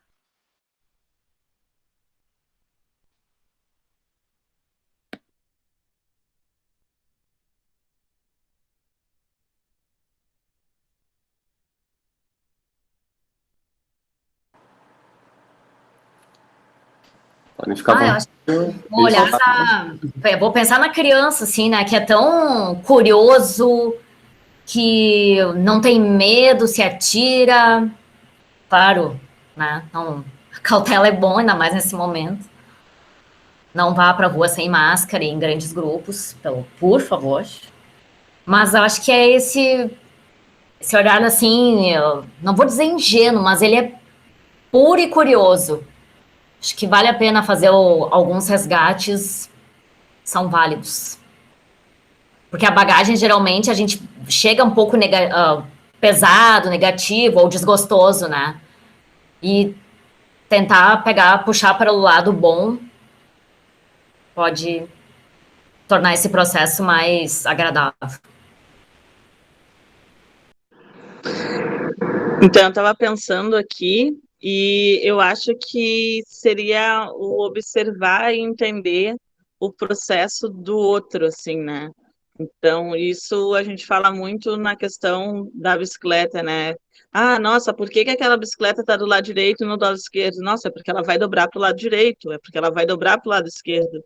Então, nessa caminhada, parar e pensar o porquê que aquelas pessoas fazem aquelas ações e não as ações que a gente estava esperando, porque cada um acaba enxergando só o seu, né? Então, aquela coisa assim, por que o pedestre atravessa às vezes na diagonal, ou por que não atravessa ali, ou por que a bicicleta está usando assim e não assado, porque... Então, esses comportamentos que acontecem e entender o porquê eles acontecem, né? Não só o espaço físico que existe ali, mas o que é transitante naquele espaço também, né? Então, se colocar naquele espaço e dizer, se você estivesse agora caminhando, se você estivesse de carro, se você estivesse de moto, se você estivesse de bicicleta, se você estivesse de patinete, skate, enfim, com vários outros modais que se pode, então, para poder entender por que a gente anda no meio da rua e não no canto da rua, para ser enxergado, ser visto, né? Então, acho que seria isso, sabe? Tentar enxergar o trânsito, o que é transitório, na verdade, né? Eu pensei aqui numa coisa, mas talvez seja muito subjetivo, não sei. Mas tem algo assim que tem sido uma reflexão minha constante, que é muito essa questão assim da gente entender o caminhar não só como um movimento de passagem, mas como de estar também na rua, né? Então, talvez exercitar esse caminhar não porque você está precisando ir a algum lugar, mas porque você quer estar ali na rua. E perceber, assim, o que te faz querer estar ou não estar na rua, né? O que te motiva a caminhar na rua só porque você precisa ir a algum lugar ou simplesmente porque você quer sair e olhar a rua e estar na rua, mesmo que seja um estar em movimento, assim. Acho que perceber também um pouco quais são esses elementos, se eles são elementos mesmo concretos ou não, enfim.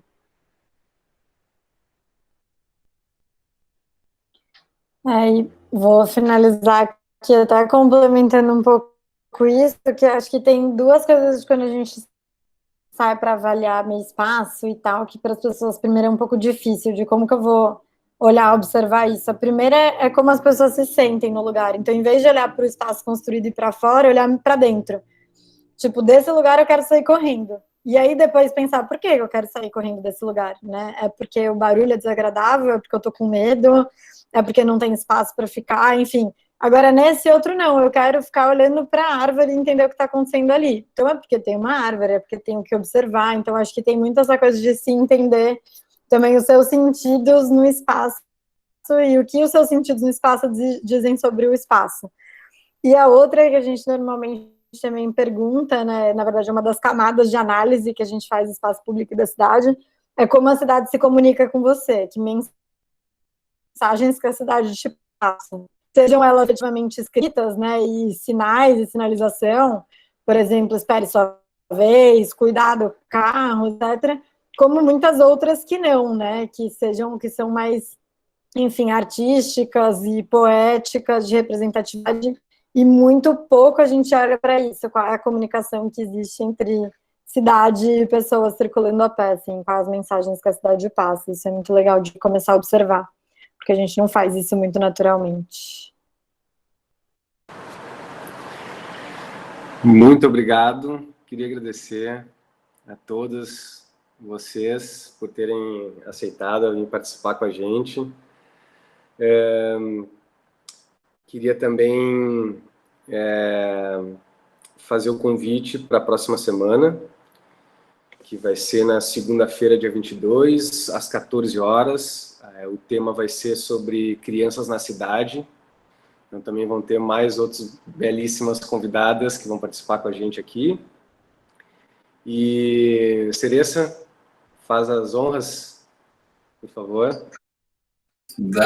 Dali, queria agradecer mais uma vez a todas essas mulheres incríveis, bacanas aí que vieram compartilhar o trabalho com a gente, compartilhar essa energia com a gente, é tão importante saber que o pessoal está nativa, está trabalhando, está sonhando, segue sonhando, e agradecer a todas que estão nos ajudando aí a formar essa bonita microescola urbana ao longo de algumas semanas. Muito obrigado a todos. E para encerrar, eu vou pedir para o pessoal que sobrou ainda abrir a câmera aí para a gente dar um tchauzinho final. E aguardamos vocês daí na segunda-feira, às 14 horas. Obrigado, gente. Tchau, tchau. Obrigada, gente. Tchau, tchau. Tchau, obrigada. Valeu, Tchau. povo. Obrigadão, valeu. Valeu, gente. Obrigado. Beijo. Dali. Tchau, tchau.